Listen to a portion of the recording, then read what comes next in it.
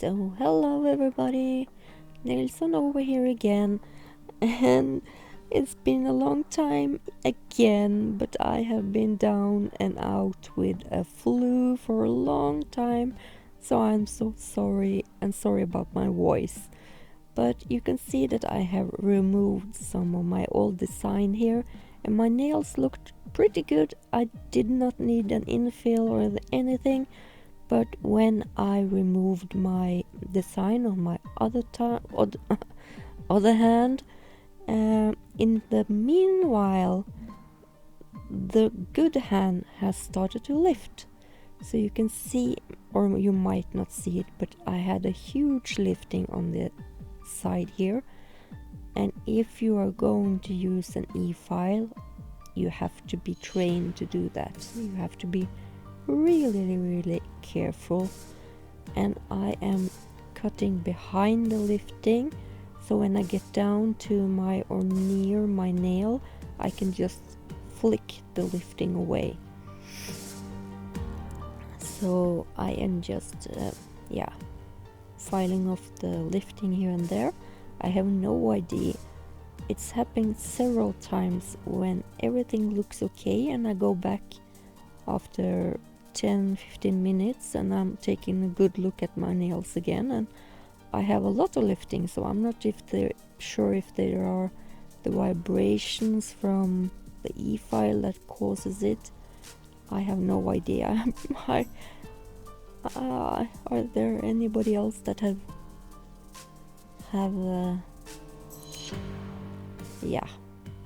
noticed something like this? But now I'm taking my cuticle drill bit. I am just filing one corner at a time, because the drill is going one way, and then I turn it the other way around, and then I go back and tackle the other corner, as you can see. I'm sorry about my horrible voice today, and snuffing and snorting and and away with the dust, and getting some alcohol in there, putting the dehydrator on.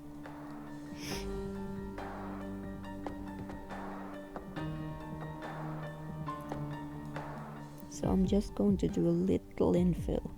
So I'm putting a primer. I like to have a primer on all of the nail. It's like a tacky layer. I like that, even if it's the natural or fake nail. But I forgot to put on the base gel on this nail. I like to have this good adhesive between two coats of gel even, so that is just me. You probably do not need it. So I'm wiping off the tacky layer on my infill on my thumb. Sorry.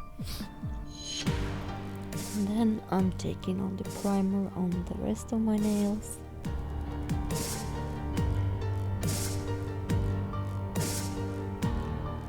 And now I put on the base gel on the rest of my nails. And I making sure that I clean around my cuticles. Cuticles. You will not have any gel all over your nail side walls when that has hardened in the lamp. It can also cause lifting. So I'm putting a blob in the back of my nail, and this is a thick builder gel, so, and it's also self-leveling, but I can work a little bit with it, also using the gravity. So I'm just laying it in the back and wiping off the tacky layer. But you will see that I put the bead in the back here and smoothing it out to the sides, and just wiping it really thin in the front, because I do not need any more build up in the front, since I'm just putting a infill on. So with some training you will find a perfect place to put the beads, so you do not need to wipe a lot around the cuticles in the back. You get that perfect 1 millimeter gap between your cuticle and your nail. It takes some practice to get that to work. I still struggle with it. I was just lucky this time. And using the gravity you get a smoother surface on your nail. And cure each nail. And this is the last one. Trying to put the bead down and wipe it off any excess that I do not need. And I had a little bubble in back there, so I had to poke that bubble, even though it's not going to show when I just had to do it.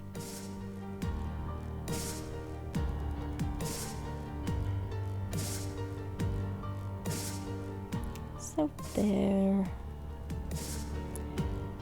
I am cleaning off the tacky layer on the rest of my fingers, as you can see. And then I'm taking out my file. This is 180 grit file, or 240 I guess, because there is not a huge amount of filing. It just looks like it. I'm more of a smoothing my nails than shaping them. So I always no matter how the shape you are working with, you always start with sides at the tip and the sides around the nail, and then the back, and go around until you meet in the end. That is just how I do it anyway. I'm not sure if it's right, but it works for me because I get a feeling on how my nails are, because I have really C-curved nails, so I need to get that angle on the sides first and work slowly against, towards the middle of my nail.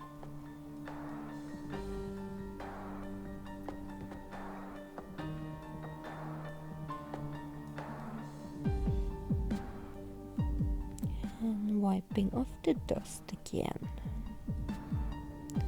It's probably really interesting for you to see, but it needs to be clean. So there they are, ready and nice. Not nice looking, but they are filled and ready to do a new design. Some alcohol, and I use a primer. Primer, and I took a base gel on.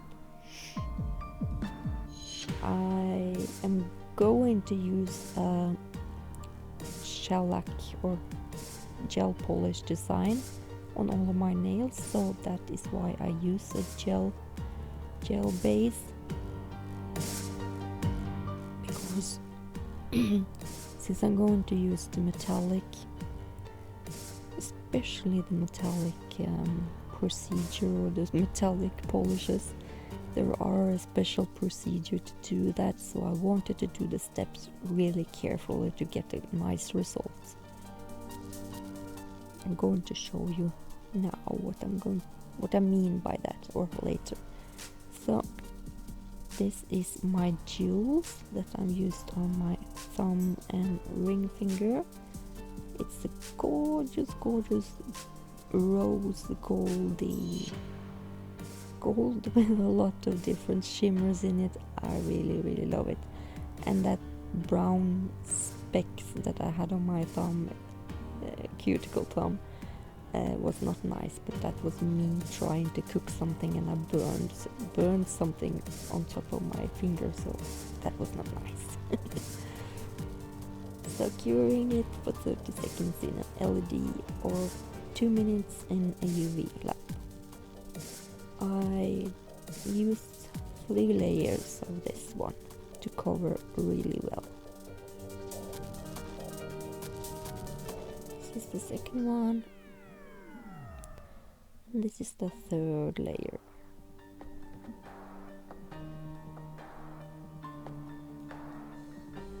You can see that brown spots in the background there. It's not nice. And I use my no wipe top gel from Madame Glam. I'm going to use that a lot in this design because it has some purpose. And it's also nice to have nothing to wipe off afterwards. So I did the same here with my ring finger, 3 coats, and then the top coat. And then I also put this soak of no wipe top gel on the rest of my 3 fingers. And why did I do that? Yes, that is because you want a smooth surface underneath your metallic color. So then I buff my nails so there will be no lumps and bumps. You need a really smooth surface. I like to touch my nail a lot to look at it and feel that it has no lumps and nothing at all. It has to be smooth and no marks from the file or anything. As smooth as you can get it. The smoother it is, the better the result will be. So, and also you have to be careful to get off any dust particles. Then it's over to the metallic gel called Playdate. I love this color. I have used it several times. I really love it. As you can see, it covers so nicely with just 1 coat. And since I have done that,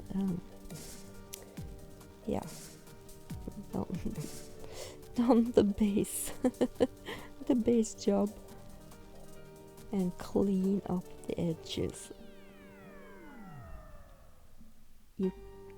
And this metallic gel needs to cure for 3 minutes in an LED and 4 minutes in a UV lamp. It needs to cure a lot longer so it gets hard and the metallic look comes through, or else you will get tacky layers and a dull color and not the color that you want. But I did not need 2 coats, but I took 2 coats because I had this on for almost 3 weeks before I removed it, and it was still just as lovely as when I put it on. So over to the bling. I like to put glue in every single creaks and nooks and crannies that I can get the glue in, because all of my bling that I have put on, they also stay on for as long as I have my design on. There is rarely anything that loosens. And then afterwards I also put another coat of the no white top coat on top. I just did not film it. So I did the same here. You will see a shorter version of it. So, finished. And I totally forgot to record the last step of my bling. Of course, silly me, I always forget something. I used some beautiful, some stones, Swarovski glass stones. It's nothing and some beautiful glass stones that I have bought from Born Pretty store that you probably will see soon or have seen here. You can check out Born Pretty store if they still have them. They are gorgeous. They are a lot more beautiful than you can see on the pictures or the video here.